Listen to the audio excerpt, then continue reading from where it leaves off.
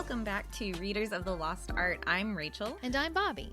This is our series where we are reading through 120 Years of Murder. Today, we are on the 1910s with Trent's Last Case by E.C. Bentley. Yes, it was published in 1913 to be exact, so the early part of the 1910s. The book was actually written as a dare. Bentley was very close friends with Chesterton. Edmund, I think is maybe his name. G.K. Chesterton? Yeah. Where did I get Edmund? I don't know. Anyways, he was really good friends with him, and so Chesterton had dared him to write this book in some way. And I think it's even dedicated to Chesterton at the front. Mine has a letter to Chesterton's name is Gilbert Keith. Gilbert sounds like Edmund. I'm going to give it to myself. It does. It's got an E in it. Right? So It's really... But he does have a letter where he does dedicate the story. He says, first, because the only really noble motive I had in writing it was the hope that you would enjoy it. Second, because I owe you a book in return for The Man Who Was Thursday. Third, because I said I would when I unfolded the plan of it to you, surrounded by Frenchmen 2 years ago. Fourth, because I remember the past. That feels like a threat. I don't know what that means. I'm really charmed by the fact that they were best friends, writing stories to each other. It seems like they were very, very close. They met in elementary school and were best friends through their whole life. And I think that's pretty charming. This book doesn't feel super groundbreaking now, I think, but at the time it was apparently very groundbreaking. This was the time of Sherlock Holmes mysteries where you had these detectives who were basically unstoppable. They could see everything and they were these savants of some sort. And Trent is not that, which we will discuss. And it's now called, it's very fondly called the first modern mystery now, is kind of how they refer to it. But we are reading a book by Raymond Chandler at some point, right? Yes. And so I did read that Raymond Chandler actually didn't like this book. And he has this very fun quote that says, I have known relatively few international financiers, but I rather think the author of this novel has, if possible, known fewer. So Raymond Chandler, not a fan. So I just think that's fun. It's a fun Is Raymond thing to keep in mind. Chandler a fan of financiers? Because it sounds like he's on the wrong side of this issue, if I'm being quite honest. I agree. Well, so I think when we get to Raymond Chandler's book, we should circle back to, see if we can kind of find... We should have an actual murder board where we can put pins in things. And right now we should be putting a pin in Raymond Chandler being pro-capitalism. I have an empty board that I've been contemplating what needs to be done with it. Well, obviously it needs to be an actual murder board. Right? For murder. It's big. I'm pointing at it. No one can see that, but I'm pointing at it. So what if we put our murder stuff on it and then I can update our Instagram with pictures of our murder board. That's a good idea. So we'll do that. Bentley was a journalist. He worked for the Daily Telegraph, which I think is very relevant because we find out that Trent is also a journalist. Trent's Last Case was his first mystery novel that he wrote. Even though it's called Trent's Last Case, it's Trent's actual first case that we read about. And there is another short story compilation published later. And then after that, he has one more Trent novel. But there was... It is not his last case. The other Trent novel a prequel? No. No. I don't think so. Interesting. I think the short stories might be a prequel, though. Okay. It took him 23 years, though, to return to this. So he wrote this, and then he waited 23 years, and then he was like, let's bring Trent back. Let's just see how he's doing. So this is my favorite fact about Bentley. He was mostly a poet. So he published a lot of poetry other than being a journalist. And he invented a type of poem, which I think is so fun. It's called the Clerihew because, his name is Edmund. Okay, that's where Edmund came from. Yeah. So his name is Edmund Clerihew Bentley, and he made up a type of poem called the Clerihew poem, which is a 4-line biographical poem, and it follows the rhyming scheme of AABB, and then it doesn't have any, what's the word, meter? It doesn't have any meter. So I made up one for him, which isn't very good, but I think that's the point. And I think going forward, we should always do it. So this is like a new segment. I have not yet agreed to this. I think it's good. I think this will be a fun way to cap off those author bios. So, okay, here I go. Also of note, it's AABB, but the first line is always just the name of the person that you're writing about. Like, that's the only thing in the... It has to end with the name of the person that you're writing about, because I read, I think it was on Wikipedia, but I read that the whole challenge is finding a word that rhymes with this person's crazy last name. Yes. But most of them are just the name. Sometimes I think they have a couple words. So I wrote, Edmund Clerihew Bentley did not go into that good night gently. He paved a new way for the detective to not actually save the day. It's great, isn't it? That's a spoiler. Who's the guy who wrote the Go Into That Good Night Gently? Dylan Thomas. They were alive around the same time, so they could have been friends. So. Listen, like I told you, I feel like they were all friends at that time. It was a small little company of writers and poets and whatever. Bentley did write, he didn't write a Clerihew about Thomas, but he did write one about Poe and Dickens, who are two of my other favorite authors. So that was also very exciting to me.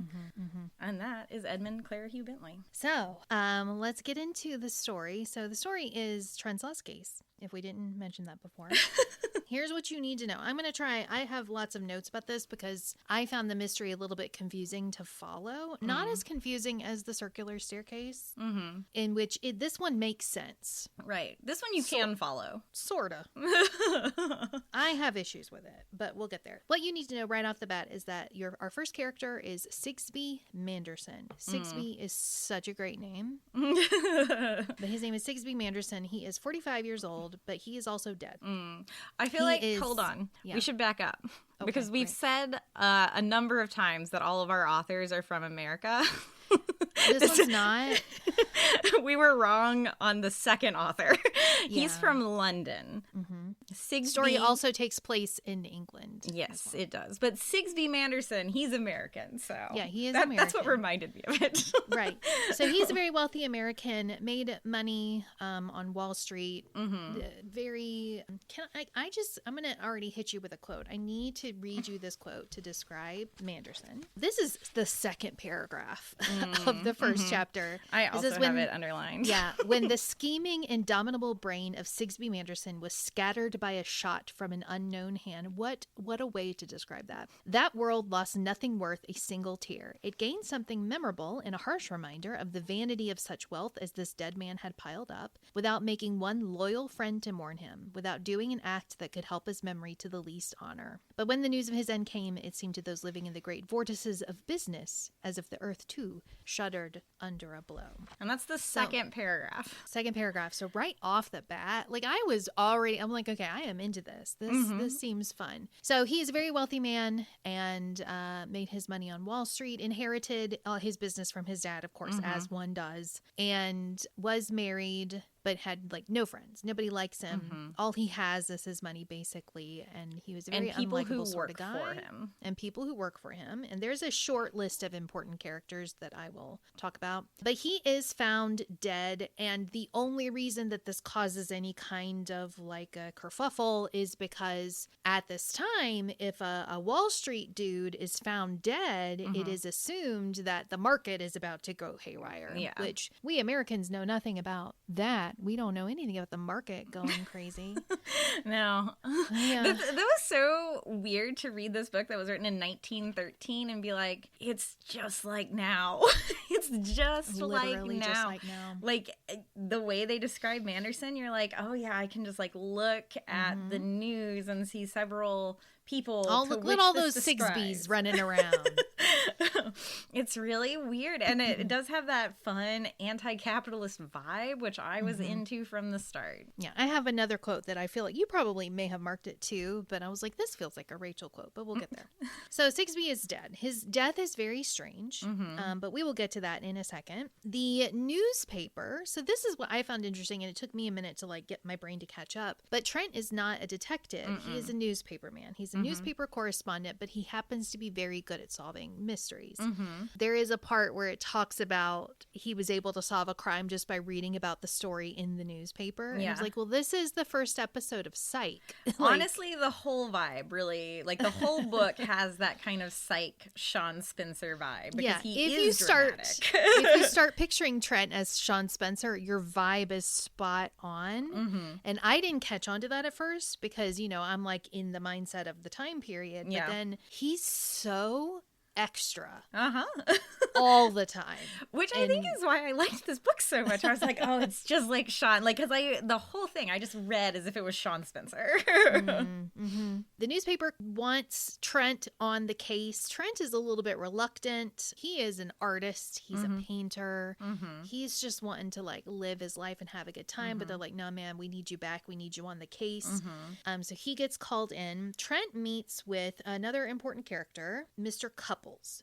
He meets up with Mr. Couples, who is sort of like an old friend, an older gentleman, and they are talking about the case. And so here are some interesting facts about the case that make it weird and people can't figure out what's going on. So the body was found outside early in the morning. So his body is like laid up against like a shed in the outside. He's been shot through the eye, which is crazy. He's well known for being always well dressed and cares a lot about his appearance, but his clothes are very unkempt. He's wearing like a mixture of evening wear and day wear. Yeah. He's not wearing his false teeth. And when I heard the false teeth, I immediately started picturing someone very old, but he's only 45 when he gets shot. I mean, I don't think they had like really good teeth care in this time.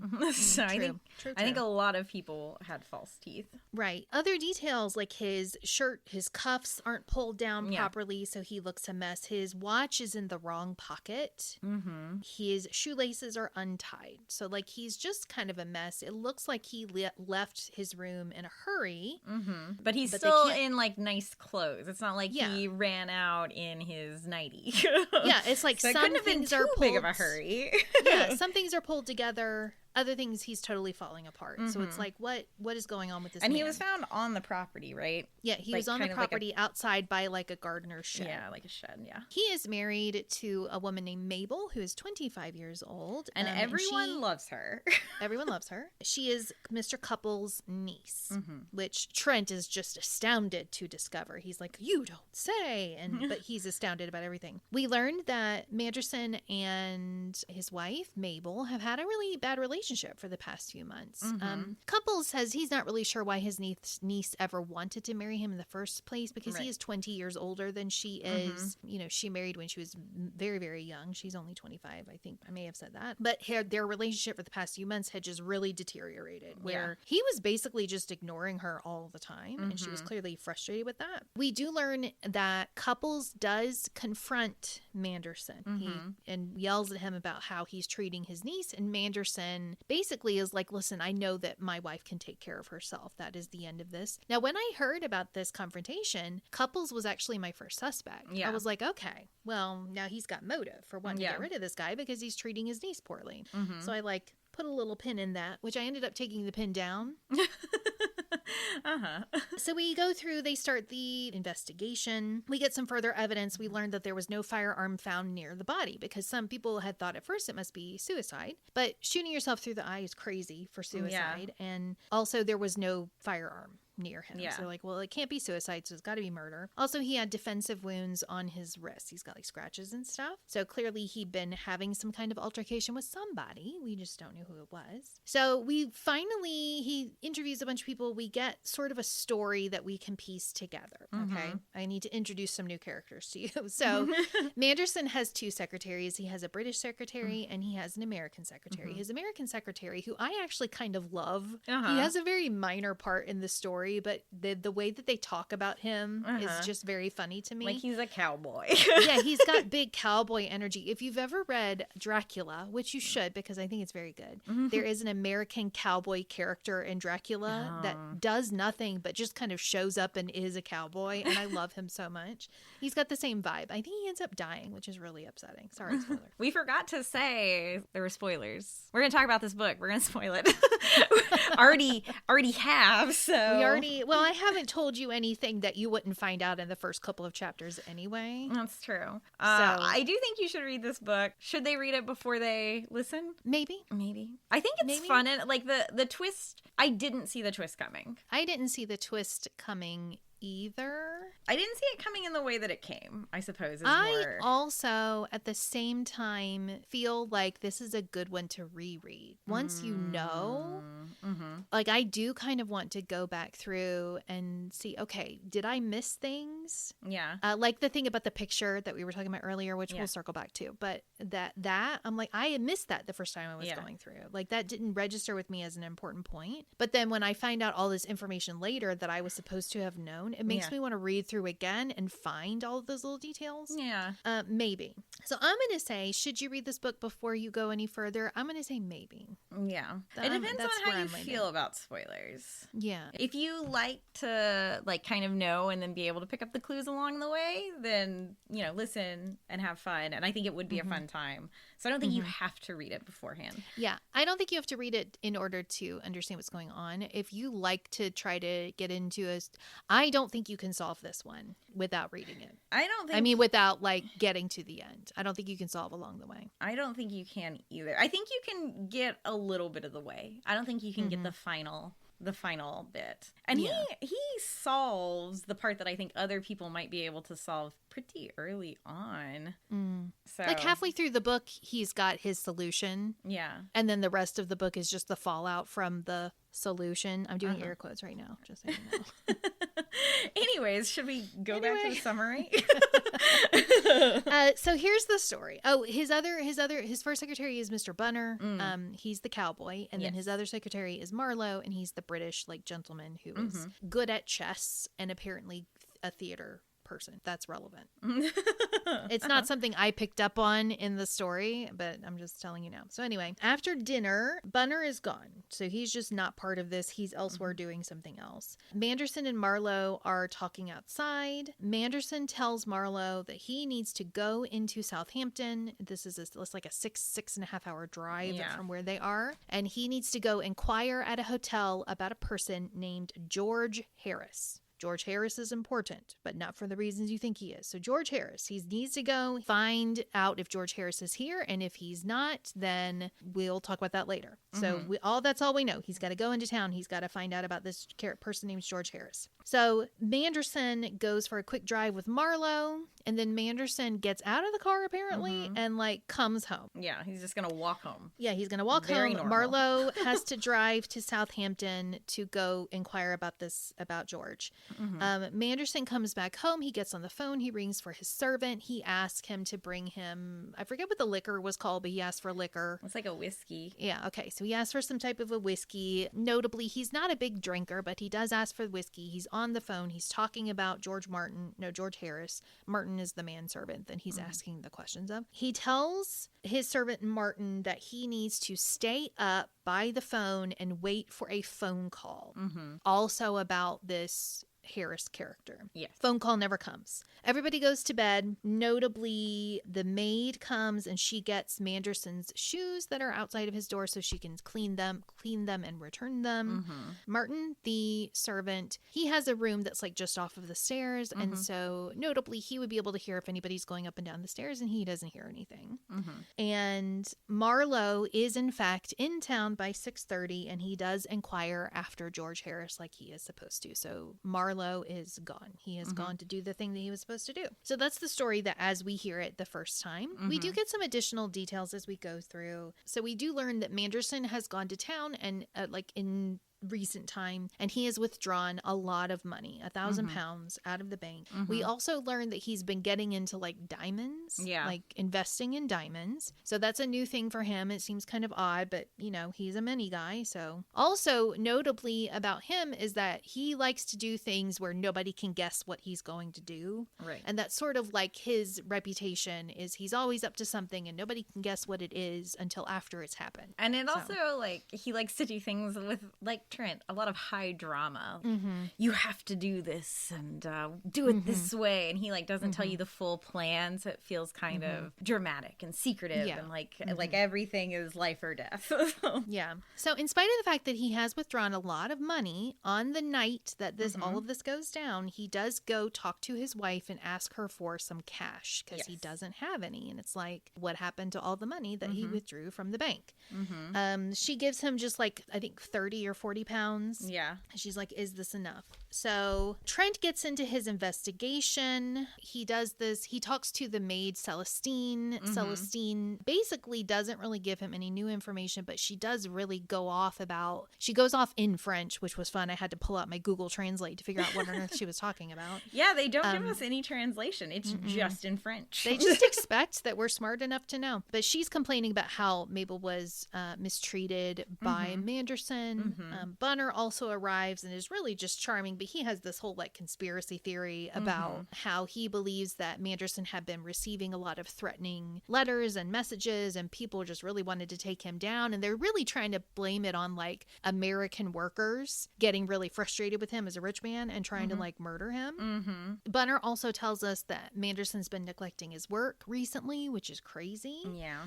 He thinks there's something wrong with his mind, like he is really stressed. He's just really going through it. He does make a very interesting point that in his office, like, or his library or his wherever he's doing his work, there is this like big picture window. I'm thinking it's sort of like a French doors kind of situation. Yeah. But it's like a window that he can get in and out of because they say that they believe that when he came back after driving in the car with Marlowe, that the way he got into the house was through the window instead of coming in the front door. And they do find like a shoe print out there. And it matches the sand that's on the shoe that had been cleaned by the maid when Trent goes and investigates it later. But Bunner points out that Manderson would like sit in this window at night in full view of people, and where if somebody were hunting him, he could have just shot him then. Like he's like, I feel like Manderson's just making himself a target. Yeah. Which I thought was interesting. And we do have they're very clear that no one likes Manderson. Like he's got a lot of enemies. People don't like the way he's played the stock market. He's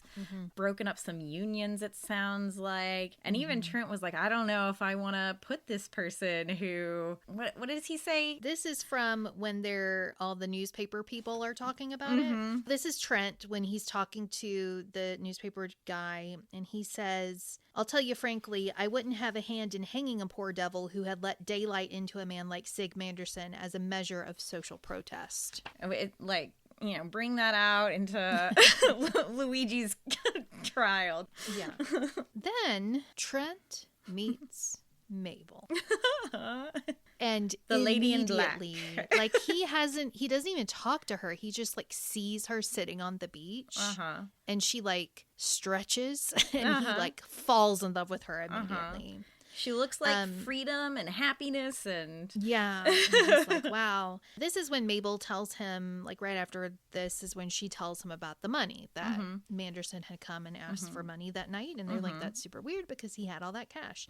Then we have the inquest. I'm going to be super honest. I don't really understand the point of the inquest. It seems to be, it's like a jury trial because they have a jury and they're presenting evidence, but it's not to like convict someone. It seems to be to determine whether or not it was a murder or an accident. We still do or a suicide. This, and I can't remember what it's called. Like this is still part of the general criminal stuffs. Like you, as a prosecutor, you have to bring the evidence that you have before a jury and a judge, and they can decide if you have enough to go forward for a prosecution. And I don't remember what it's called, but there is a technical term for it. We don't call it an inquisition. We call it something else. And as a former lawyer, it's real sad that I don't remember it.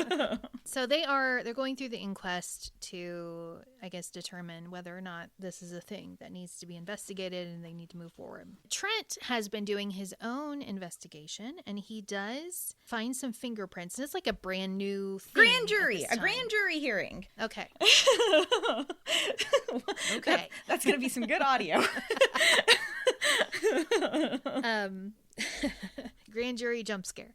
So fingerprints are really new and exciting, and Trent has discovered that there are fingerprints on Manderson's dentures bowl and fingerprints on the window, which was it the window in Mabel's room, I believe? Yes. Okay, so there are matching fingerprints on both of these things, and this is like a big discovery for him. Like, according to him, he's basically figured this whole thing out afterwards. He does also go back into the house, and he's looking at all of Manderson's things, and they find a couple of interesting things. One, he looks at Manderson's shoes that he was supposed to have been wearing that night, and the ones that have been cleaned by the maid, and he notices that the shoes are torn in a very specific location where they would only tear if somebody whose feet are too big are wearing them. They also discover in Marlowe's room a pistol with Marlowe's initials on it that does appear to match the murder weapon. And they make a big point about how all of Manderson's shoes are just like perfect. Like, this very man pristine. cared. Like, he doesn't have any nice things in his room. It's very like prison cell like is almost how they describe it. But they make note that his shoes are very expensive, very clean, very nice, and he has a lot of them. Yeah. So Trent does this super weird thing. So after he looks at the shoes, it's like he comes to a grand realization. And he writes this letter to the press, like it's the letter with his story. And he takes it and he goes to see Mabel. Who he loves. Who he is in love with. He hasn't said that yet. He's talked to her like a single time.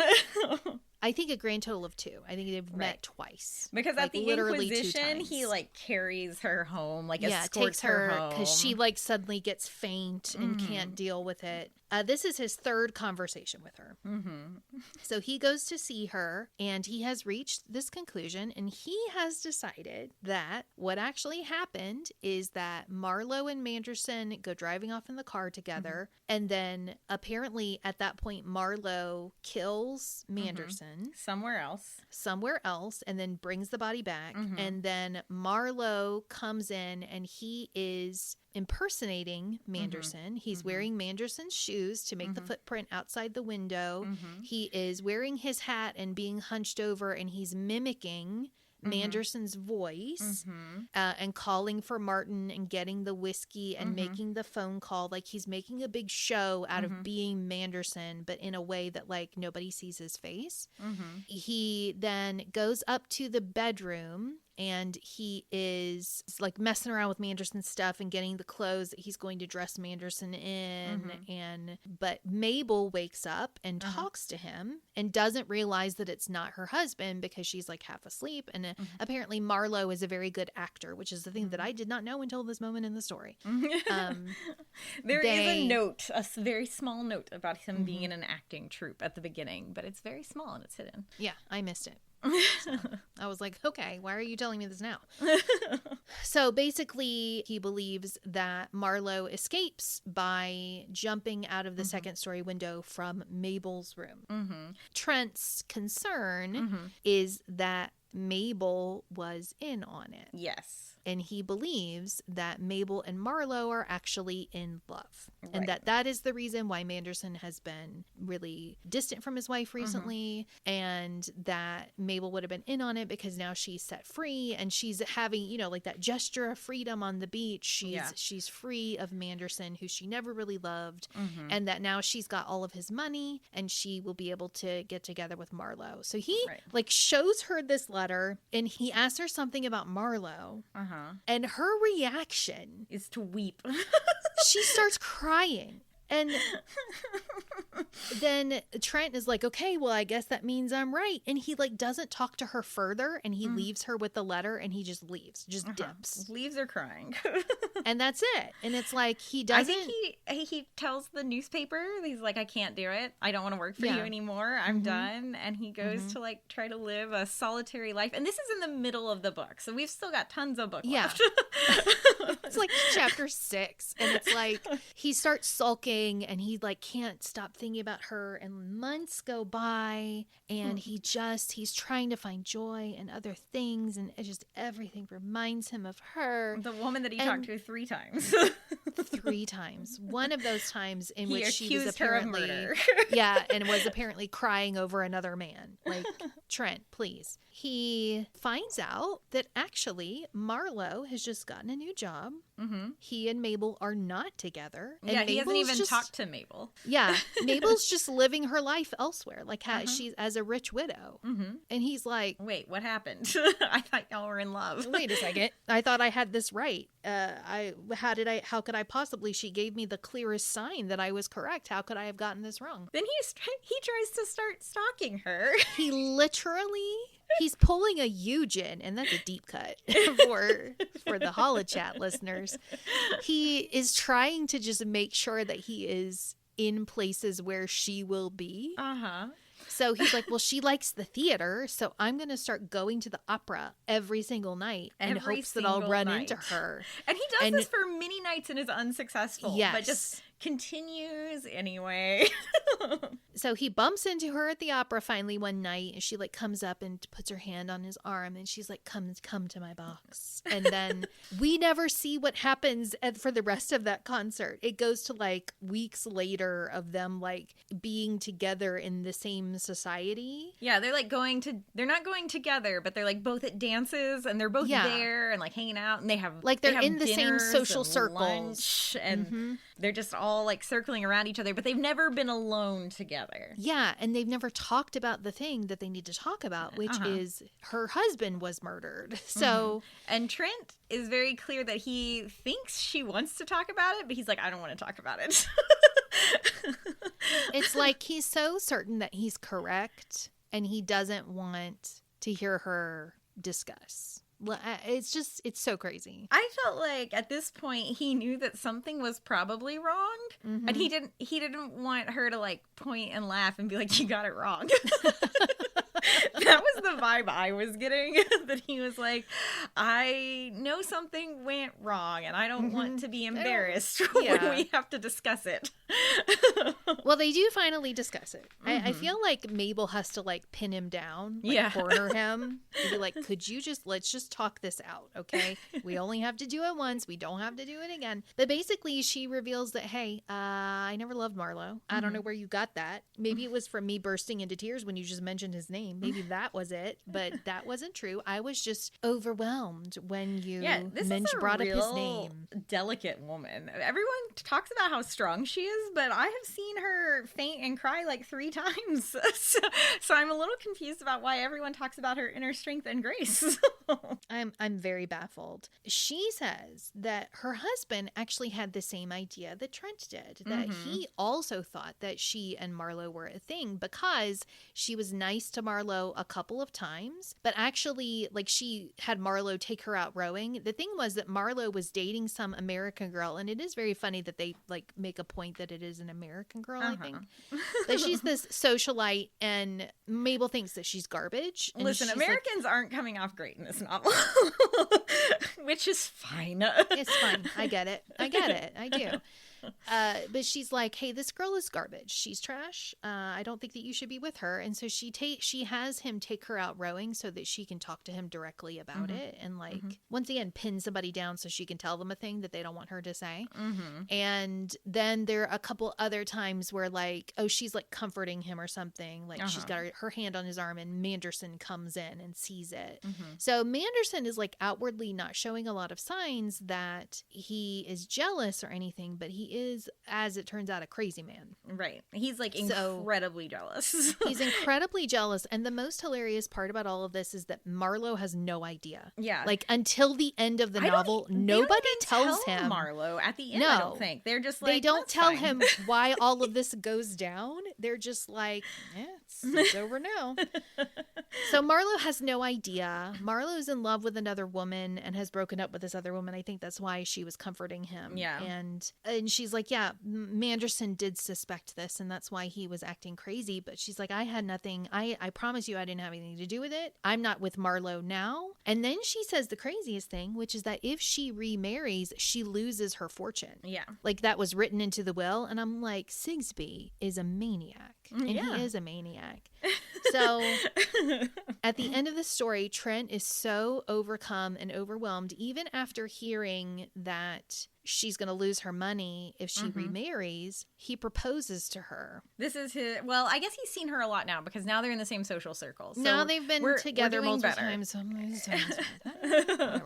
But like, we all know that if this were only the fourth time they'd ever talked, he would have still proposed. Right. We know this, right? This is where he differs from Shawn Spencer. Shawn Spencer is afraid of commitment, and Trent is so ready to commit. He wants commitment so bad. He's like, please give it to me. There's this whole full chapter where Trent is like trying to put off writing to Marlowe to like tell him, hey, so as it turns out, I was kind of suspecting you of murder. So sorry about that. Because now he wants to figure out what really, like, because now that he knows he's wrong, he's one of those people, his personality is very intellectual, and that was why he got involved in this case anyway, even though he didn't care much about finding the killer. He was just like curious to how it had happened. He just wanted to solve the puzzle. That's his thing. And now he like thought he had solved it, and he realizes he hasn't. So he's like, well, I've got to solve it now. Like, I've got to figure out what went wrong because I was so sure. I'm so sure of and myself. now he knows for sure that Mabel is innocent of all wrongdoing. So now he doesn't have to be like sad about what the outcome is, because he and Mabel are going to get married, and she's going to lose all of her money, and that makes me very upset. Actually, why can't they just not marry? I know. I'm like, why can't he just live with her? He can be her secretary. I like, know, why? Social convention be damned. But anyway, so there's this whole time. I know. So there's this whole thing where Mabel's trying to like convince him to do his work and write to Marlowe and make that happen. I'm like, why did this need to be a chapter? This didn't need to be a chapter. We didn't need this. So Marlowe does meet up. Couples is also there to hear the story. Oh, by the way, there was a real inspector, but he's not important. So his relationship with Trent is very fun. They're like friendly rivals, and so they kind of like make fun of each other. But and they're trying to like one up each other, and it very much had a Lassiter and Shawn vibe. So I was again into it. So it was fun, but it's not important for the summary. So that's just FYI. So couples who we know is what's her face's uncle, old friend of Trent's, and Trent and Marlowe get together. And Marlowe tells them the whole story, which is that Trent actually was half right in that Marlowe did impersonate Manderson, but Marlowe did not murder Manderson, because what actually happened was that Manderson had told Marlowe that what he needed to do was he needed to go to Southampton and he needed to inquire about George Harris, the very important George Harris, and that if George Harris was not at the hotel, that Marlowe needed to take this money case. They call it a briefcase, but it's small enough to fit inside his pocket. So it's sort of like a locked money box type of thing, a locked wallet. He needed to take this case that is locked, and that he doesn't Manderson, have the key to, I don't think, doesn't have the key to it. Technically, he doesn't have the key to it. Circle back to that. Put a pin in the key. He doesn't have the key to it. He just has to take this box, and if George Harris has not shown up at the hotel, then he needs to go to Paris. He needs to pretend to be George Harris, and once he's there, somebody will contact him to get the thing, to get the box, right? And this is all very dramatic, and this is very dramatic. It's very sudden. It has to be done right now. You have to leave right now in the middle of the night. Manderson's very upset about it, and Marlowe's like, okay, I guess, sure. So Marlowe leaves for Southampton, and Manderson decides to like ride with him part of the way. And I was like, why? And there's this whole thing. The reason why Manderson had gone to ask for cash is because he didn't have any on him. So that's why he has to go. And because Marlowe's like, I was actually a little bit in debt. So like, he was having to front me some cash so I could just get to the next paycheck or whatever. Room and like, to do the thing that he needs to do. And he's like, yeah, and Manderson knew this. So it was kind of weird that he was very frustrated with me when I said I didn't have any cash, but he goes and he got some, and we know that he gets it from his wife. But Marlowe notes, he's like, so he kind of starts to reach for where he keeps his wallet, but then he gets frustrated, like his wallet isn't actually there. And then he goes to ask for the money. He says, then we drive part of the way and I drop him off half, like, you know, just a mile or so down the street. And he gets out and he said, when I look in my rearview mirror, I see that he's got the look of a demon on his face. And it's like he realizes then that, wait a second, this is actually real weird what he's asking me to do. And he figures out that Manderson is actually setting him up, that there is no George Harris, and Manderson is sending him away with this money because he breaks open the box. New identity. He's like, he's going to make him run away with all of this money, and he actually he's put the 1,000 pounds that he had withdrawn from the bank, he actually put in this box, along with some diamonds. So he's setting it up to make it look like Marlowe is robbing him and is going to run away to Paris and be under a new identity and trying to, you know, pretend to be somebody else. And he also tells him that he has to like do theatrical makeup to make himself look different because he doesn't want anyone to know that it's Marlowe, right? Because he doesn't want people to know what he's up to, because this is a business surprise, you know, because he doesn't want people to, you know what he's doing. So Marlowe figures all of this out in this instant when he looks in the rearview mirror and sees how angry and demonic Manderson looks, has no clue. Like, I don't know why he doesn't like me. What have I done to him? And nobody tells him, like we said earlier. What he does is he says, as he drives off a little ways, and he's like, no, I can't do this because I'm gonna get framed, and I can't. So he turns around. He says, as he's driving back, he hears a gunshot. Right. And when he pulls up to where Manderson was, he sees that Manderson is dead. And his conclusion has already been shot. And his conclusion is that this was also part of Manderson's plan, that not only is he going to frame him for robbery, he is going to frame him for murder. He hated him so much that he wanted to commit suicide. Overkill. Because if Marlowe had just left, had just dipped, they don't know that there's been a robbery because nobody knew that he had withdrawn the money. Like, there's nobody to report that he'd withdrawn all of this money or that his diamonds were missing. So, but like, I think, it doesn't make any sense. I think there was they knew he was going to be with Marlowe because he had told everyone that he was going to go for a drive. I'm going to go for a drive with Marlowe. But we also know that, according to Martin's testimony, because when Marlowe's talking about how he couldn't just come forward with the truth, which was why he does end up impersonating the boss to make it seem like Manderson had actually gone home, and then he stages the crime scene to make people be like, wait, what's going on? He says that the reason he doesn't just come up with the truth because the story is so weird and nobody will believe him. But Martin testifies that he hears Manderson talking about George Harris to Marlowe and how Marlowe has to go into town and how he has to go tonight and inquire about George Harris, and Marlowe does go to Southampton and inquire about George Harris. So I don't know. I just feel like Manderson's plot was really dumb. One of the reasons that Marlowe was able to figure out this plot is because Manderson, he says that Manderson never lies about anything. He has never heard him lie. But he heard him lie when he was talking to Mabel asking for money because he didn't tell Mabel the truth about why he needed the money. He told her something else, and that was what put him on guard in the first place. He was like, it's interesting that he talks about how deceitful Manderson's actions are as far as in business. Right. Like, he will act deceitfully all the time, but he only speaks the truth. And I'm like, that's such an interesting character idea. There is also something in here that I marked, a description of Manderson. Oh, at the end, he says, "Holy suffering Moses, what an ass a man can make of himself when he thinks he's being preternaturally clever."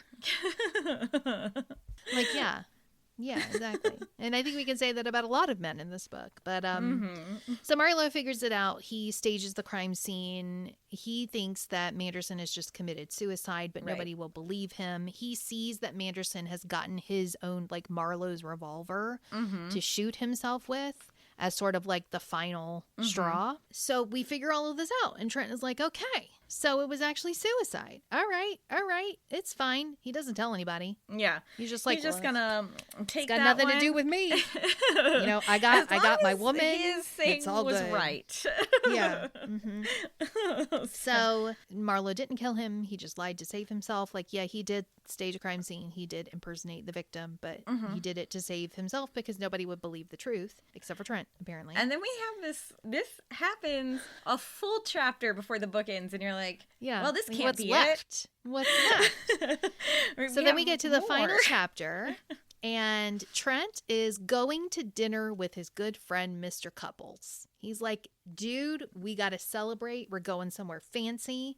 And they have this whole chapter where they are discussing all of these other like cases and stuff. Yeah. And there is one case that he talks about where it's called the, it's the one where like the servant lies about being in on this plot to kill their master. Yes. Yeah, the Kempton case. So in the Kempton case, he talks about how one of the servants says that he and his sister and his mother had killed the master. Yeah. And that's a true story. Is it? It is. I looked it up, and in like the 1600s in England, there was this rich man who had 3 servants, and the rich man like disappears, and the servant, John Campton, I think, says that he and his mother and his sister had robbed the rich man and that they killed him. And there's this whole thing where the manservant had pled guilty to the robbery, but the wife and the sister were like, what's going on? We didn't do this.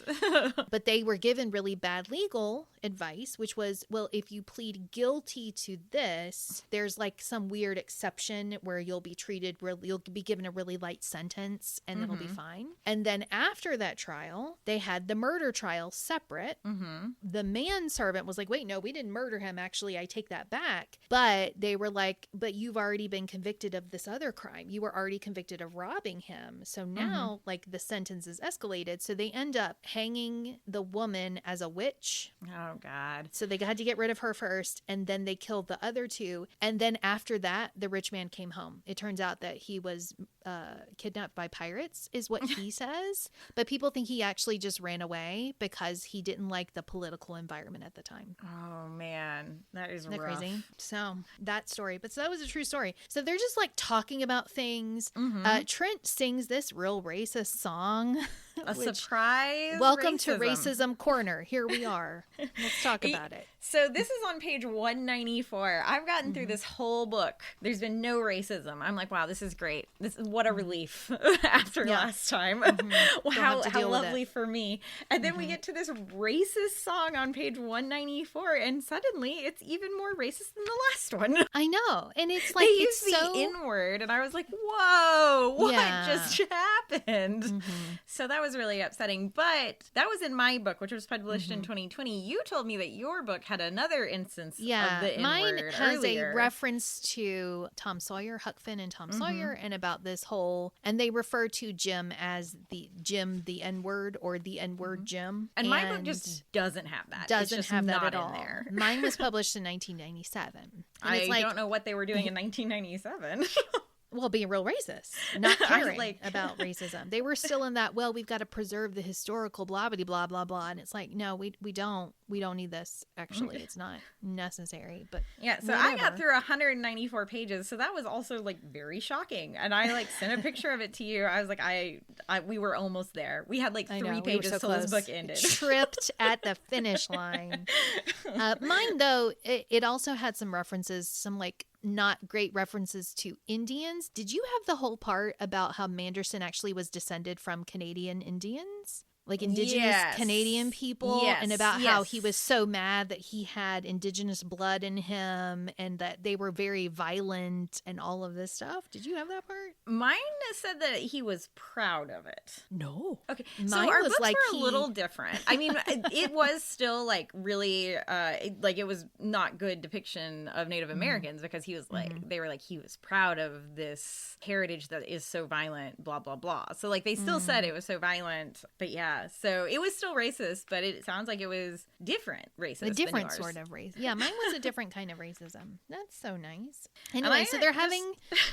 They just really... That was also in this final chapter. Like, it had not come up until this point. And so they really just saved all of it. They're like, here, let's just put it all in this last chapter when they're on their way out. And I assume that we will have to continue to have Racism Corner until like 1970, 1980, well, maybe 1990. We're doing 120 years of murder, so the first 100 years we'll just have to have like a tiny Racism Corner. I just didn't know that we needed to have Racism Corner. I have high hopes for A.A. Milne. Yeah. A.A. Milne, please don't let us down. Please.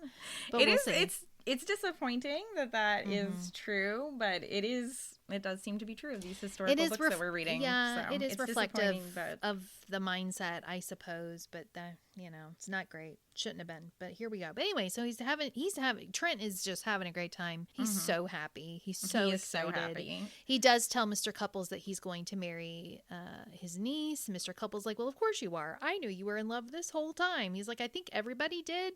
He's like, it was real obvious, my guy. Like, come on. And then Trent even says that Mabel had realized, like, long before Trent finally comes and talks to her about it all, that she had realized, because she's like, yeah, you just kept staring at me. So, and she was into that, I guess. That's for her, I guess.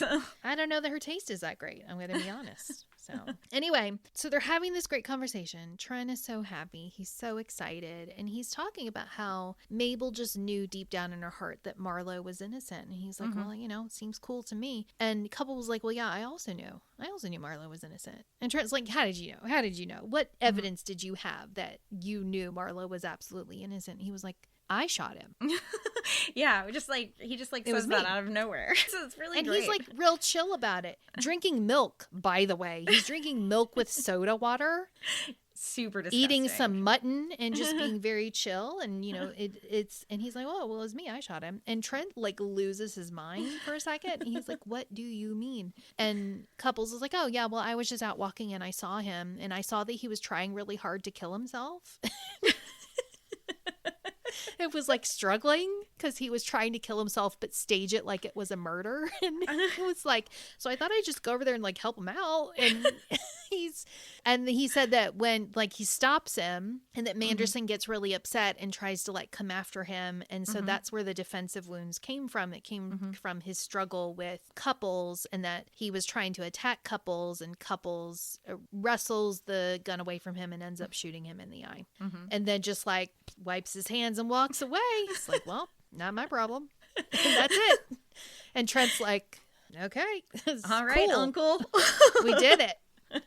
Sure. That's it. And that's it. That's it. Then nobody ever gets prosecuted for anything. So, I mean, Trent told us at the beginning that he didn't want anyone to go to jail for killing this man. So, and no one will. No one will. Okay, so we have our questions. We have 2 questions. What could the criminal have done differently? Nothing. And why this detective? The thing is that the criminal in this case is Manderson, right? He was trying to set someone up. Well, it's Manderson, and I feel like there is a little bit of criminality, and if you kill somebody but don't tell anyone, that's illegal. Couples, even if it's an accident. So I think we've got Couples. We also have Marlowe, who is he's, what's the word for when you're getting in the way of the police from the investigation? There's a word. What's the word? There is a word. I don't know. I'll scream it here in a little bit. It's not impeding the investigation, but like he got in the way because he like ruined evidence. He tampered with evidence in order to throw them off of the trail that Manderson had created. So like he's not like a criminal, but he did break the law. Right. So we've got 3 different people here. Up to some nonsense. I mean, like, it reminds me of the circular staircase in that the real crime was not committed by the person, is not the crime that they think they're solving. Yeah. If that makes sense. Because, like, the real crime in the circular staircase was this original stealing from the bank. Like, that was, like, the underlying secret, I suppose. So it's almost like we need to have the crime, the motive, and the secret that we're like looking the crime, at. the motive, and the real motive. So in this case, our real motive is jealousy because Manderson believes that Marlowe and his wife are hooking up. It's not true. He doesn't really have any evidence of it, but he just gets real jealous anyway. He's a crazy person. He is a crazy person, which they sort of hint at, but they don't really state outright until you get down into it. I mean, you get this idea from the stuff that they talk about with him that he is vindictive. Like he will, if you're in his way, he will mow you down. So that makes sense. You get this vibe that he's very overdramatic. He takes things to the extreme. Everything is an emergency, and, you know, he's just very, like, high-strung and very controlling. So that all makes some level of sense that he would... It makes some level of sense that he would try to destroy Marlowe for stepping in on his territory. Less sense that he would try to shoot himself in the chest. Because I think what Manderson was thinking was, or at least what they're trying to tell me he was thinking, was that if he shoots himself in the chest and survives it, and then he, like, goes home and he's like, Marlowe robbed me and took all my money, and so now he's a criminal. And so he will be there to give the evidence. For the chest, go for like a foot or a shoulder or something where it looks like, oh, he was shooting at me. But why would, if you're going for there's a lot of important stuff in the middle. I know. You know? I know. It's very crazy. Like, I mean, maybe when they say chest, they mean like upper right shoulder or something. Impossible to say. But so that's his motive, is jealousy, control, hate, and his crime is obvious. But then you have what's his face, Marlowe. His motive is self-preservation, obstruction of justice. That's what it is. Look at you for not even yelling. Yes. I take it real close to my mic though, so it might be kind of loud. But anyway, now you know it is obstruction of justice because he just ruined a crime scene. But in fairness to him, he believed that Manderson committed suicide. So he didn't really think that Manderson had been shot by anyone other than Manderson. So he didn't think he was ruining a crime scene. He thought he was just trying to make sure himself. That he wasn't going to be the criminal. Right. Right. And then we have couples who just like trots up, shoots him in. I was like, well, you had it coming, I guess. I don't know. Yeah, like he also hates Manderson, doesn't like the way he's treating his niece. It sounds like he was trying to stop him from committing suicide. Not right. Yeah. Like he was trying to keep him from doing it and then ends up shooting him by trying to get the gun away because Manderson gets just full of rage and craziness. Which, I mean, if you're going to shoot yourself in the chest in order to frame somebody, then yeah, you are a crazy person. I mean, I'm not out here being like, let's put couples in jail because I don't think he did anything wrong. But the fact that nobody knows the true solution to this crime other than this small group of people is really weird to me. I thought it was wild that when they were interviewing Marlowe, because at this point they knew that Manderson thought that Marlowe and Mabel were together. They don't bother to tell Marlowe. Like they never tell Marlowe why Manderson was trying to kill him. Yeah, Manderson or trying to ruin his life. They're like, he was so nice to me all the time. I just don't understand what happened. I just don't know. And they're like, sucks. Yeah, it's weird. They know, so that's crazy to me. What could the criminal have done differently? I mean, Manderson could have just said that he had a gun and tried to rob him at gunpoint. Like he could have left that gun in the car, like in the back seat. Like why did he shoot himself? It was too far. He went too far. He did the perfect crime setting him up. He nailed that. I mean, I guess it was the fact that he wanted that attempted murder charge to be added. Like he could have just gotten him for the robbery. He could have pulled that off. He had enough money. People would have believed him. So it was he was greedy. He was too greedy, but he was greedy. Like that's his whole thing. You know, he's a Wall Street nerd. So greed is his problem. Could Marlowe have done anything differently? Honestly, I do feel like if he'd gone back and told the truth, he would have had Martin backing him up. Because Martin does know. Here's the thing we forgot to say. We told you to put a pin in the key, and we forgot to take the pin out of the key. The pin in the key is that at some point, Manderson had apparently slipped the key to the case in Marlowe's jacket, and Marlowe didn't know. Right. So Marlowe ends up just breaking the case open, which Trent does clock. He sees the case in the room. I don't remember if it was Marlowe's room or if it's in Manderson's, but he sees the broken case, and he's like, oh, look at that broken case. All of the money and stuff is not in it anymore. I don't know where the money is. And they don't know where the money is either. They are constantly talking about, okay, well, he took out these 1,000 pounds. Where did the 1,000 pounds go?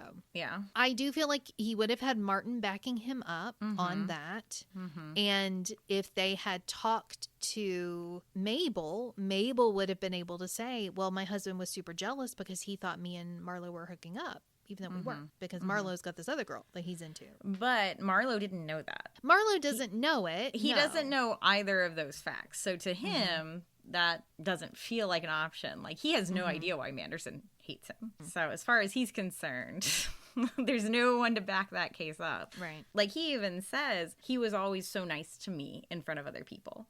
Like, other people thought that he loved me. Like, that I was one of his most trusted advisors. Yeah, but if Marlowe comes back with the money that he clearly hasn't stolen, with the broken open case, like, why would you break open the case if you had the key? Yeah. Even though he says they would have found the key on me, but if you've gone to the trouble of breaking open the case, that says that you didn't realize that you had the key. But like, if he's come back and said, hey, here's the story. I know it sounds super crazy, but I'm bringing you the money. I did not take the money. I didn't follow through with this crazy plan because I realized the plan was crazy. I mean, and they also have, like, I don't know when we learn about gunshot residue, because Marlowe's not going to have the gunshot residue on his hands and all of that. So I do feel like Marlowe also overreacted a little bit. I mean, if he comes back, he'd have to put a lot of faith in the legal justice system. And right now, I'm like, I don't know.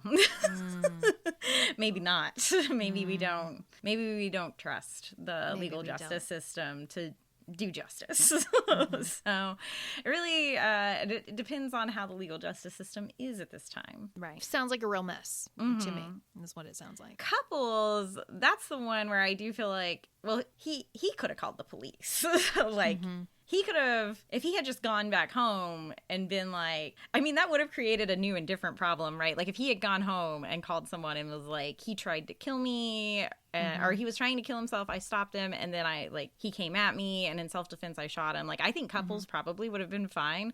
But then couples absolutely would have been fine. The police would have rolled up to where that body was supposed to be, and it would have been gone because Marlowe had stolen it and taken it to the house. Which is a new and different problem. Right. But it does also, like, if they would have gotten him for obstruction of justice if that was a thing back then. I don't even know. Yeah. But then if Marlowe had said, well, but he was trying to frame me for robbery, and I knew that nobody was going to believe my crazy story, but now he does also have couple's story with why would he be trying to commit suicide if he's... Like, why would that prompt him to commit suicide? You know what I mean? Yeah. I do feel like there were so many ways where the truth could have come out, but it didn't because people made choices to hide the truth instead. But they did it thinking that they were doing the best possible thing that they could for themselves. We talked about one of the things that we wanted to do with this series is, like, how can you commit the perfect crime? Like, what can we learn from these criminals? And I think the only criminal we can really learn from here is Manderson. And what we can learn is to not be greedy. Yeah, don't be greedy. Don't be greedy. Well, one, keep your money with you. That's what we learned from Circular Staircase. Don't, like, leave your evidence in a secret room in a house with other people. Keep it with you. Keep it under your control. And two, don't be greedy. So, like, you can't overreach. You've got to go for what you know you can achieve. Don't try to push it too far. Right. But I do feel like another important thing is if you're best friends with the person who's trying to solve the case. Because Couples gets away with it. Like, he doesn't get any sort of punishment for what he did. Because Trent finds out but chooses not to tell anybody. Right. So, but this is a long play. You have to start this play 10 to 20 years before you commit your crime. So be friends with every detective that you all meet. Of them. Every single one. Just keep that friendly. perhaps marry their daughter.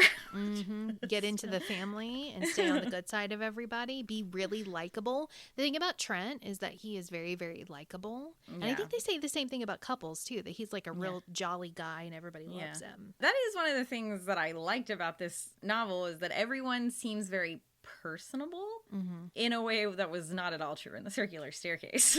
Yeah. They're like caricatures in a similar way, but in a like totally opposite way. Right. Like, Trent actually knew what he was doing to a certain extent. Like, he does figure out a lot of things that like a regular Joe would not be able to figure out. And apparently that the Inspector Murch is not allowed, like isn't able to figure out. So that's very different from Rachel, who was just doing whatever. Lucked into solving that crime. Yes. Backed her way into it and was like, oh, I did it. Except she didn't. So why this detective? What was special about him? I think one of the interesting things about this detective, I mean, he's not the real detective, but he is the detective of this crime, right? He's a journalist.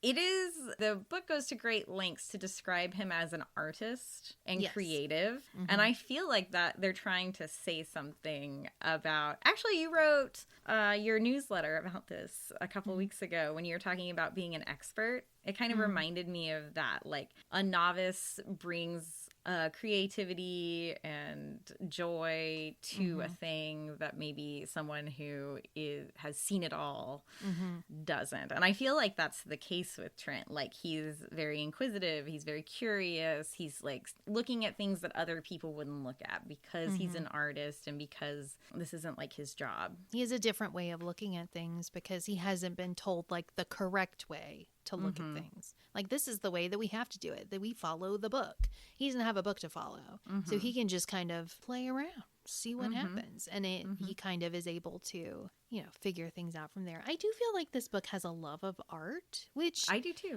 Given that it's written by a writer who likes art, like that would make sense. There is a part that I did. This was my anti-capitalist, pro-art, really a book speaking to me.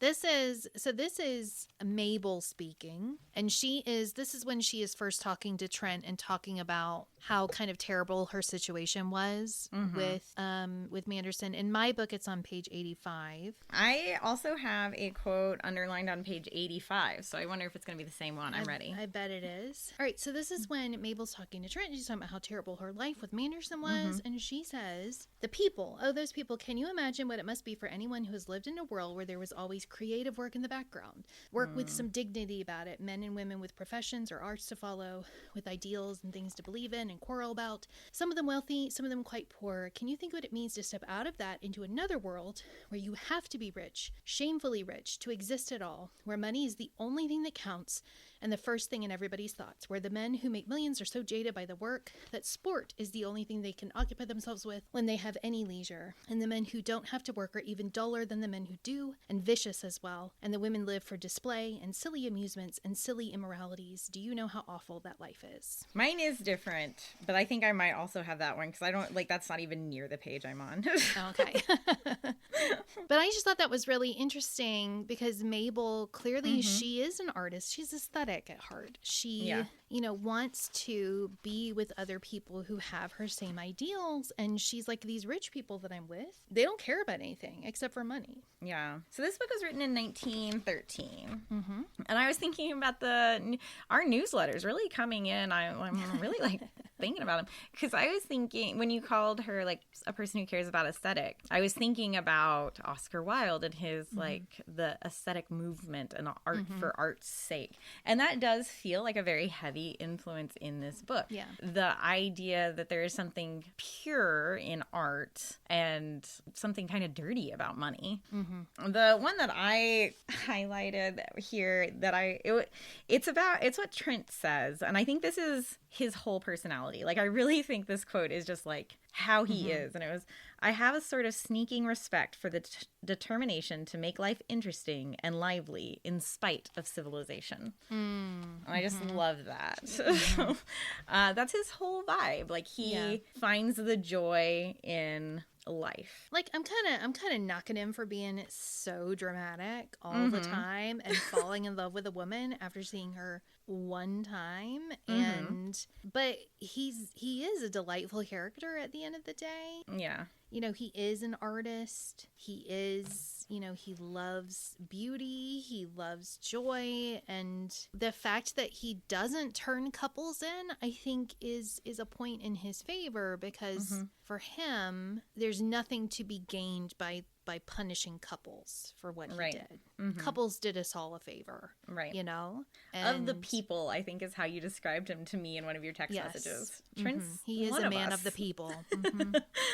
I think, and I said this, I think at the beginning of this podcast, I said it to my husband while I was reading it. It was so shocking to read a book that seems so timely to what we're going through now. And this was right before the Great Depression. Yeah. So, you know, keep that in mind. History repeating itself. Here we are. Like, this is right before the Great Depression, and they have this attitude of like, these people are ruining everything, and they turned out to be right. Yeah. And then we have this same, like, it's happening now, and we have this group of people, us are in it, where we're like, don't y'all see what's happening? Please look around. So it's very interesting to read this book now in our time period.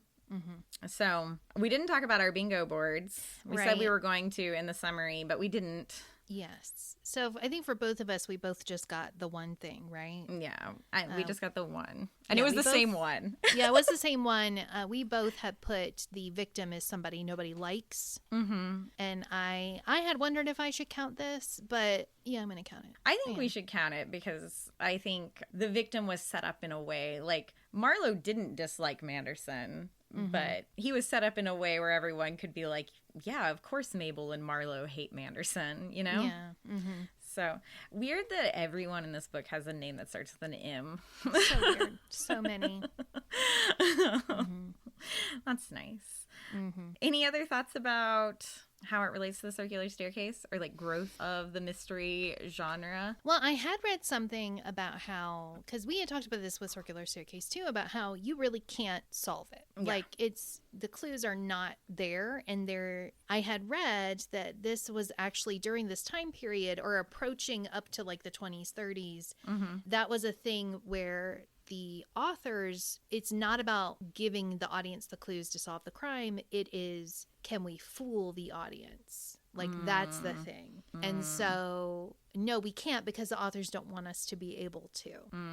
So, like, during this time period, it's all about, you know, so that's why we get our big twist at the end. There was no way, there was zero evidence that Couples was walking through the field that night. Yeah, you could never get there. You couldn't. Like, even though he was my first suspect, I was because he had beef with Manderson, and because he seemed so like chill and calm, and I'm always like suspecting the ones that it probably isn't going to be, because I had taken my pen down. Like, I'm like, well, nobody's even asking Couples anything. So I thought it was Couples, because there's a scene where Trent and Couples are doing the fingerprint stuff, and I was like, Trent's about to catch Couples, because it was definitely Couples that did it. Right. He's gonna see Couples' fingerprint.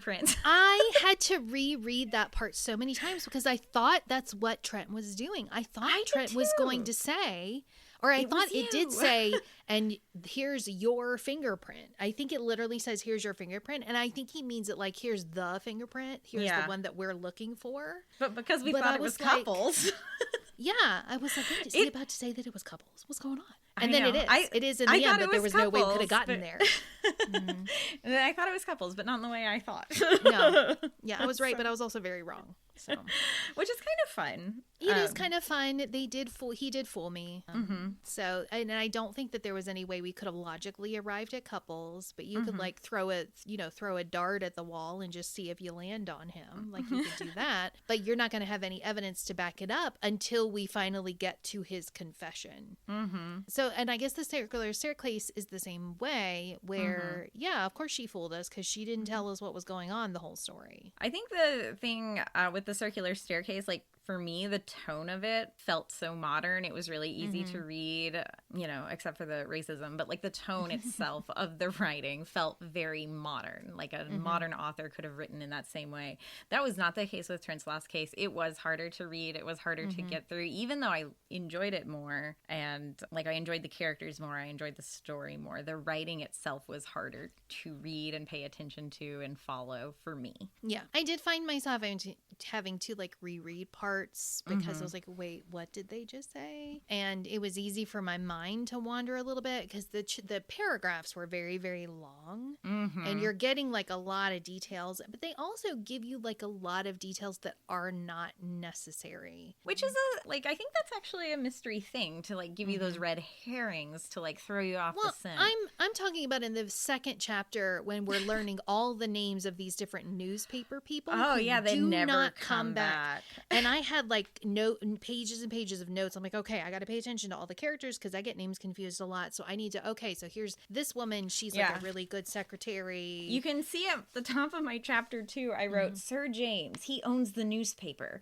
The Record is the morning newspaper and the Sun is the evening paper. None of that mattered. Not a single bit. So basically all of chapter 2, all of these details that you're getting, this like feeling of the busy newspaper, that's just setting a vibe. It's not giving you anything that you need to know for the rest of the story. It has nothing to do with the mystery, but it does have to do with the vibe, specifically Trent's vibe. Like this is the environment that Trent functions and excels in. Should we do our matrix? Okay. So and our recommendations. First. And recommendation. Okay. So we've got our heart and our head scale. We rated the circular staircase both low heart, low head. I would put this at like a mid head and perhaps a mid heart. Are we qualifying it in such a way? We need to come up with what our graphic is going to be and figure out how we're going to plot it. I sent you several examples and you just did not respond. When did you send me examples? I sent you 4 different pictures and I was like, please choose one, and you just never responded. And I have no memory of this. Where did you send them to me? Where are they? A text. It was a long time ago. It was at least a week and a half ago. So we could have been plotting this whole time, but Bobby didn't want to. I have no memory of that. It was before you were on spring break, so it was a while ago. Well, I don't know. If you sent it to me also while I'm at school, chances are I didn't see it. But that's when I get my good sending done. Well, I can't. I can't help you with that. I think it'll be hard to find them because, like I said, it was a while ago and we do text a lot. Why didn't you follow up? Why weren't you like, hey, did you see what I sent you? Did you respond? Met me? Like I sent them and I forgot. Oh, here they are. See? See, I sent them. I don't even know what words I said when I sent them. Well, because then you started asking me for an aesthetic pic of my first penny, and so that became my focus. And then I start talking about the Rotla outro, and then I just you never ask me anything about it. You're just like, here, options. I thought the question was implied. when I said options. Also, you did send it to me on a Wednesday, and I don't know if you understand that my Wednesdays are terrible. Okay. I feel like we need like notches along the way. Yeah, I agree. So we can like, I don't need a full grid, but I do need like somewhere I can like a you know what I mean? Yeah. I also feel like we need descriptors. Like instead of high head, low head, we need like the intelligence level, and then each quadrant I had sent some of those. I know that you sent me one, and I forget what it was. I was thinking low brain but high heart would be like friendly or affable, but something like that. There is a Brian David Gilbert Unraveled video for Polygon where he is ranking Mortal Kombat characters for their cuddling capabilities. And he does one of these. And I just remember he has names for each quadrant, and his is like the level of risk taking and then versus the level of emotional availability. So he has like a different name for like high risk, low emotional availability. And I need to look that up because he had very good descriptive words for his. What if we have a separate matrix for the Pennyverse where we just have high heart, high brain, and then like rate them how high was the heart? Like, just to show our personal, like, which ones did we like best? Or maybe, I don't know, maybe she just, since we're only dealing with one corner of the matrix, we have just sort of a separate like a ranking system. We could do the whole S tier ranking. Yeah, that's what I was thinking. But I don't know. We would have to define like what the rubric is for that. Yeah. Okay. So are we allowing a mid for now? A mid? Yeah, we can allow a mid, I think.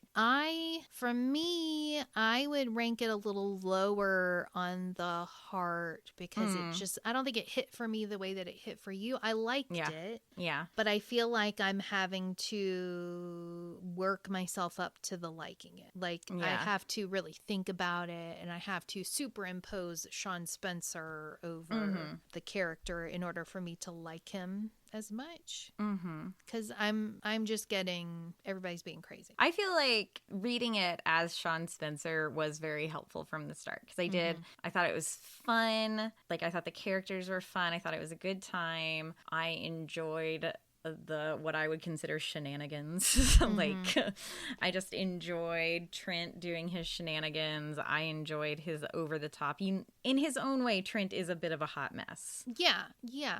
So, and I always have a fun time when there's a hot mess here. So that was nice. So for me it was, but it wasn't like, because of the writing, I think, because of how like hard the writing itself was for me to get through and parse, that really lowered my enjoyment. So it's not super high heart. It's more like a mid heart. Like, I thought it was fun. I really enjoyed it. Would definitely recommend it to some people. Did in fact recommend it to Jeffrey, but it's not going to go down as one of my favorite books. I think it'll be so mid for me.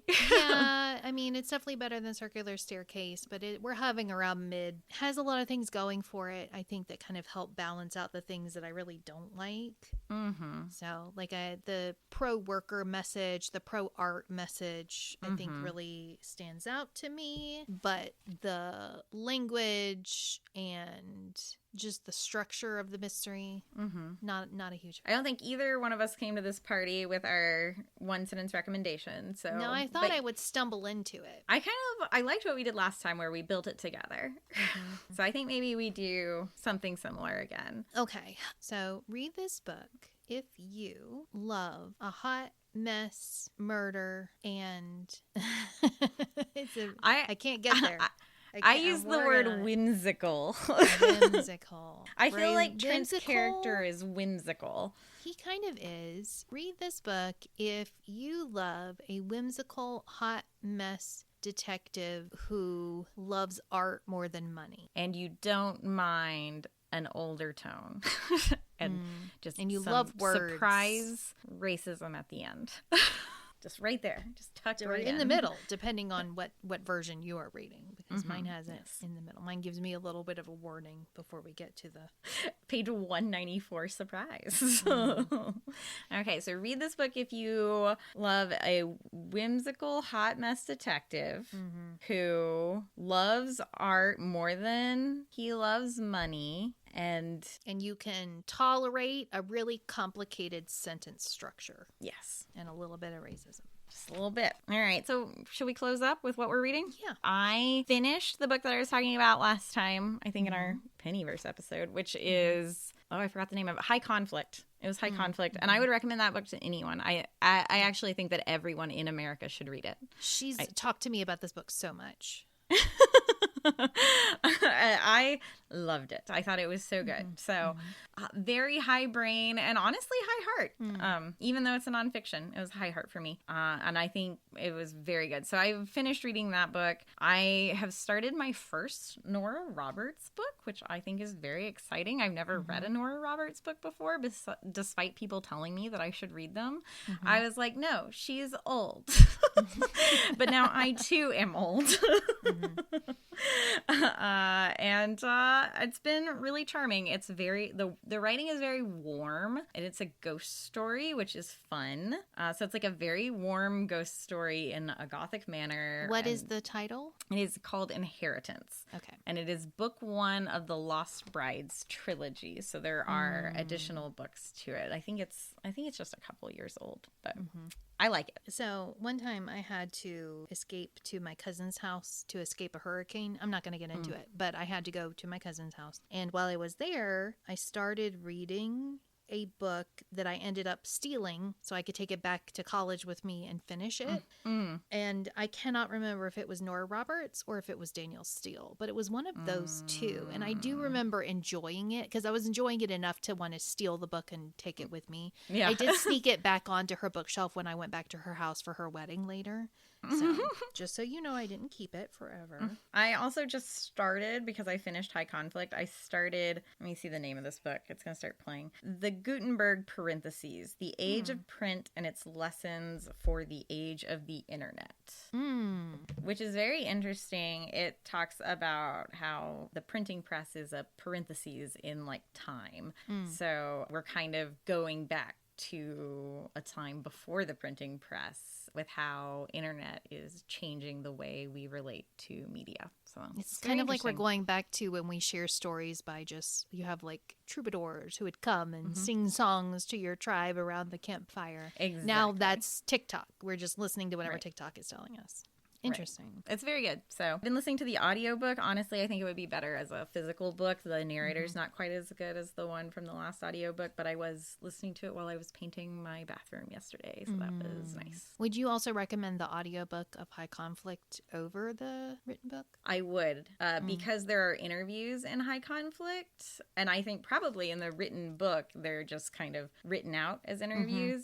But in this, they actually play the audio clips of the people themselves talking. So it's more podcasty. Yeah, it does. It feels like a podcast, and it's narrated by the author, and her voice is she's a reporter, and I'm not sure if she's like a news reporter, or if she's just like a writing reporter or on the news. But she does have a very nice, clear, soothing voice that's interesting to listen to. So where did you listen to it? I listened to it on Spotify. So part of your Spotify Premium? Yes. I realized that they had audiobooks, and I was like, oh. Yeah. It's like a whole new world opens up when you go like, wait a second. Which I know that there are some problems, and there was some drama about them using like AI to narrate audiobooks. I don't like that. Yeah, I don't know like where that went. If it was, I think it was where, I think it was, there was like a clause in the contracts where they said they could use their voices to train the AI. It was something like that went down, but nobody's been talking about it recently, so I don't know like what's happened with that. But I mean, a lot of times your library will have audiobooks. My library's audiobook selection, it's not the selection, it is the way that the audiobook plays on my phone app is not very good, and I'm not gonna I don't even have a physical CD player, so there's like no, so it just like the app isn't as good for audiobooks. But Politics Corner, they are looking at cutting library, like the federal library funding, which we know that your property taxes are what fund your local libraries primarily, but they do get a lot of their budget from federal funding. And so if they cut that, that's there are a lot of library jobs where like the only job is that you apply for grants for the federal government. So like those people too will be losing their jobs. So you need to support your local libraries, call your senators, call your representatives, use the 5 Calls app. And I do get all of my other books. Like I've been listening to the audiobooks on Spotify just because the app is better, but all of my physical books and my ebooks I get from the library. I have been using I had the unfortunate circumstance, where all of your holds become available at the same time. Yes. So I had 3 like back to back to back. So I read Forget Me Not by Julie Soto. That's the one that I told you that it's the hot mess main character. So it's about a wedding planner who's having to plan this high profile wedding, and they really want to work with this one florist, and it happens to be I don't know if her name is Amma or Amma. I guess it's Amma. It's Amma's like ex, not boyfriend, because she doesn't want to be in relationships. She doesn't believe in relationships. It's a little bit unrealistic in that her mother has been married and remarried 16 times. Jesus. And Amma's just trying to act like, well, this is just normal. This is a normal thing to do. And it's like, girl, no, that's crazy. Your mom has a mental illness. Like there's something wrong with her. She needs to be in therapy. We are not just going to sit here and act like she's acting normal and she just really loves love. No, she needs to be in therapy. So that's that's kind of where the hot mess comes in. She's a little bit in denial. She's a little bit of a mess, but so it's told interestingly in that it's told the past story, like where they originally meet, is told from the male character's perspective, and the present story is told from the female Amma's perspective. That is interesting. So you get both of them at the same time, and you kind of see how they overlay with each other. Yeah.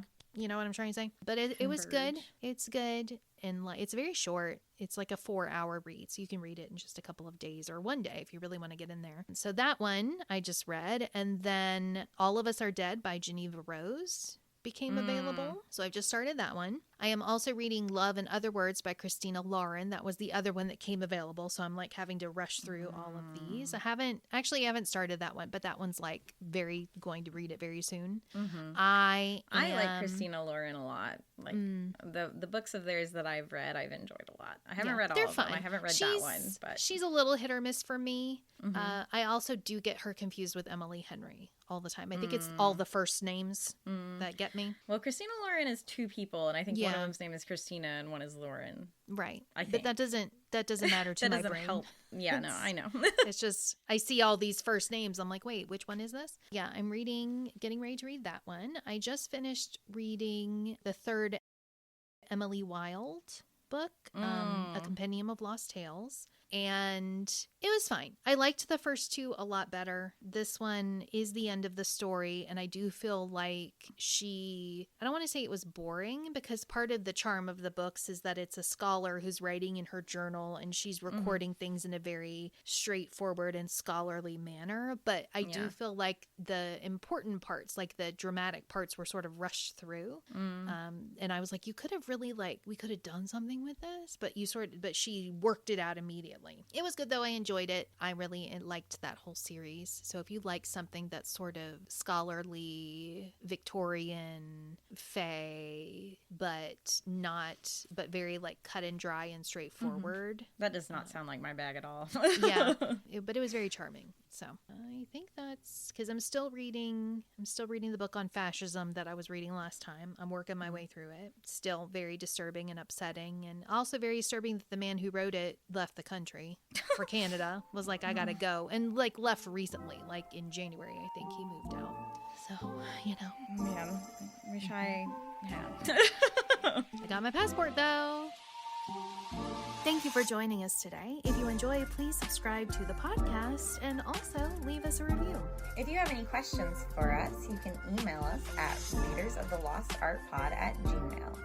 You can also follow us on Blue Sky at ReadersPod and on Instagram and Threads at Readers of the Lost Art Pod. If you would like to hear more from us, you can receive our free weekly newsletter by joining our Patreon, Readers of the Lost Art. It will have news, behind-the-scenes content, and our reading books. We'll see you next time. Be the light.